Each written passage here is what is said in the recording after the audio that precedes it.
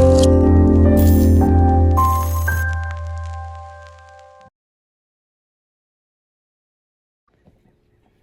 what's up, everybody? How's everybody doing? It's Mike's Automotive. Hola, bienvenidos a todos. Yo soy Mike's Automotive.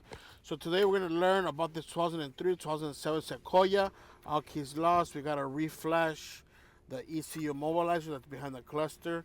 Ok, so este es un 2003 a 2007 Sequoia de Toyota. Se tiene que ser el Reflash del ECU Immobilizador que está atrás del cluster. Se tiene que quitar el cluster. Y ahí como lo miran, ahí va a estar. Alright, so I was told if you remove the vent, there's actually a little screw that you gotta remove and it helps you. It's more easier like that. That's what I heard. Okay, but you guys can see the ECU Immobilizer. Ahí pueden ver el ECU Immobilizador, la cajita. So as you guys can see, it has two clips. Okay, I'm gonna take those two clips off. A little screwdriver will help me pry those off. And this should slide right out. Okay, just put it out carefully and this should come right out.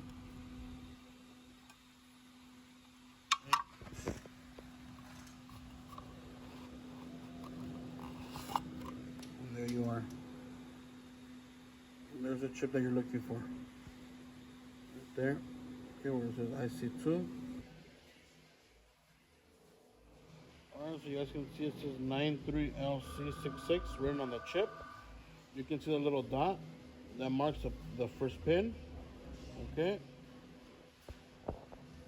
So aquí si miramos en el microchip, podemos ver que hay un puntito. Ese puntito indica que ahí empieza el número 1, el pin número 1. Ok, y aquí podemos ver la numeración del microchip 93LC66. Ok, so acuérdense de ese número. Ok. Alright guys, so check it out as my third hand. I use it when I desolder or when I'm soldering. It helps me hold the circuit board. Esta es mi tercera mano, me ayuda a agarrar el circuito, ok. Cuando voy a desoldar o soldar algo, me ayuda a mantenerlo en lugar. So pueden ver que lo saqué el circuito de esta cajita. Había nomás dos clips en el lado. Con un desarmador chiquito se abren los clips y sale el circuito. Alright guys, so we're going to go ahead and remove the 93LC66 chip from right here. You guys can see I removed mine. So van a remover ese chip que está ahí. Ok, que es el 93CL66A. So you see we have the KC501. And we're going to use this adapter. Okay. You guys can see it has two plugs right here. Okay. This one obviously is going to go over here. And this longer one's going to go down here. Okay. First we're going to get our IC chip. Okay. As you guys can see, it has that cut up here. Okay. And the little dot you see right there, that's number 1. Number 1 pin, okay? So as you guys can see, it has a little indentation right here.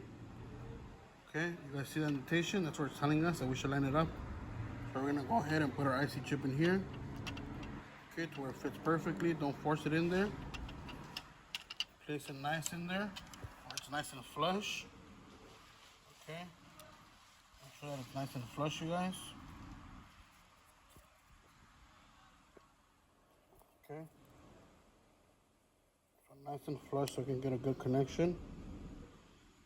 As you guys can see. And we're gonna go ahead and plug it into our KC501.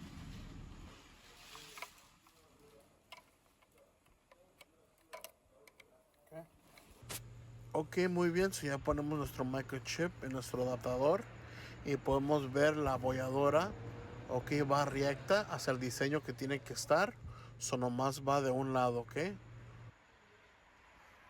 Now we connect it to our pad, okay, to our pad 3. You connect it right here, okay. It's lost. We're gonna virginize this chip, this IC chip, okay. We dip. You can see we're using the KC501. We have it connected to a tablet. We're gonna go diagnosis. Okay. You can see the adapter that we're using. Okay. Let's continue.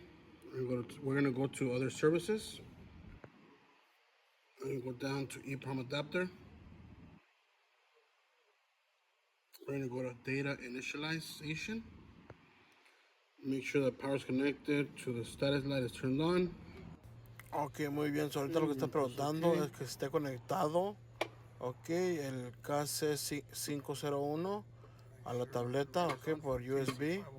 Aquí podemos ver que está conectado acá arriba. Si no está agarrando conexión, desconéctenlo y conéctenlo otra vez. You guys, if it's not powering on the KC501, you guys can see that mine is connected, okay? There's a little, when I push the frequency button, there's a little light right there that shines. Podemos ver la lucita, quiere decir que ya está agarrando corriente. Okay, so we're gonna go to Toyota. We're gonna go to Immobiliser Initialization. We're gonna go to 4C chip. We're gonna go down to Sequoia. We're gonna go 2002, 2003.